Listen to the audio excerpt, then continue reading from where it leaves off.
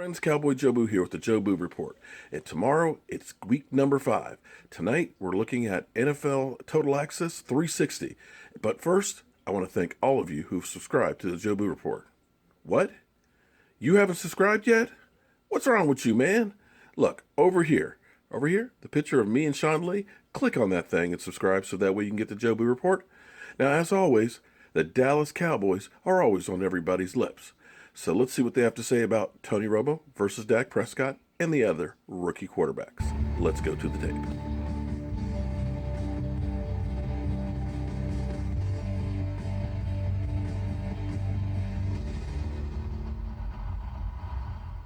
Welcome to the NFL 360 Roundtable. I'm Steve Weitz, joined by my colleagues Mike Silver, Jeff Chadia, and Judy Batista. We're a quarter way through the season, and we're already wondering what's going to happen down in Dallas when Tony Romo comes back, guys. That's still about a month away, so we're playing hypotheticals. But in the real world, so where Dak Prescott is getting it done right now, they're going to have a very interesting bridge to cross when Tony Romo comes back. And I talked to Jerry Jones, Stephen Jones, Jason Garrett. They all say it's Tony's team. Tony's getting the job back. And I've been covering this league a long time, and I'm thinking, I don't know. Dak Prescott, nobody saw this coming, just has a command of the position. A lot of poise, not turning the ball over. Tony Romo, I've been a Romo-phile for a long, long time. I love the guy, but he's getting hurt a lot, and it's happening more and more. And if that team is rolling like they can be, I don't know if you make the change, or if you do go back to Tony, how long do you let him either struggle or play through some nagging injury type things before you say, we have a better chance with the kid? All right, Judy, we're doing the hypothetical in that situation, but the young quarterbacks as a whole, I mean, Carson Wentz, Dak Prescott, we have seen some rookies come in here to kind of make us think, well, maybe the league's not in such bad hands with Tom Brady and Carson Palmer and Drew Brees and some of these guys are retiring in a couple of years. Well, consider this. Of all the rookies that have played so far this season, that includes Wentz, Prescott, we saw Paxton Lynch the other day in Denver, they've only thrown 2 interceptions combined, all of the rookies. That's phenomenal. I think you have to give a lot of credit to the coaching they're receiving and to how prepared they were coming out of college. But I do think it creates situations like in Denver, where Trevor Siemian's hurt. We don't know when he's going to be able to come back. What are you going to do if Paxton Lynch stays in there and plays well?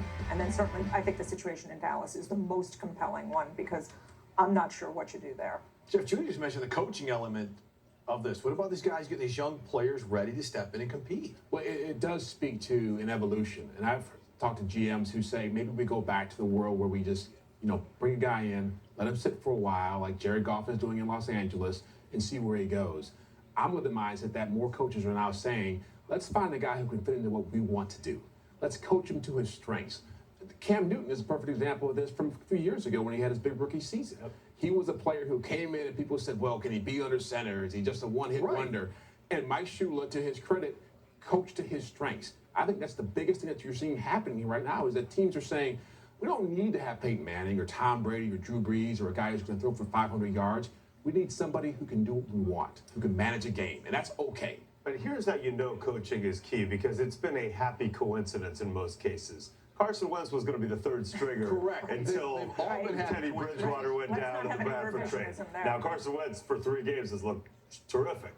Dak Prescott was going to be a backup to Tony Romo. Well, we know what happened there. Cody Kessler was the 3rd stringer. That guy wasn't going to see the field. All of a sudden, it's week 2, and Hugh Jackson is saying, okay, I'm going to have to, I've lost everybody else on this team. I'm going to have to now go with an untested rookie in Cody Kessler. The Seahawks ended up playing Trevon Boykin for a little bit when Russell Wilson was out during a game. So, yes, these guys, give credit to these players. They're getting it done, but it is certainly the Doug Petersons and the Hugh Jacksons are getting it done. And to be fair, to pump the brakes just a little bit, let's give it a chance when defensive coordinators get a little more tape on these guys and get to catch up. We saw with Jacoby Brissett how game 2 was. A bigger picture thing that we all have to deal with. If you're getting a 4th-round quarterback in Dak Prescott, how much of a luxury is it for these teams to be able to roster build if they let Tony Romo go and all that huge salary we saw it in Seattle, the Seahawks with Russell we're Wilson. seeing it in Oakland right now with Derek Carr, 2nd-round pick, to stack teams with guys who weren't drafted in the first round. Well, you get 4 years to have a great cap. Yeah, and it goes back to Russell Wilson. It goes back to Teddy Bridgewater in Minnesota. If you're able to build a good defense and you're able to put supporting people around the guy on offense, you got a better chance to win. And again, Pete Carroll, what he's done, these guys aren't throwing for big numbers. They're just doing enough to win games. And that's good enough in today's NFL. So you still got Tony Romo coming back in. We'll find out later. That's just a tease for the next time we do I don't NFL 360 Roundtable. You can find out more at NFL.com/360.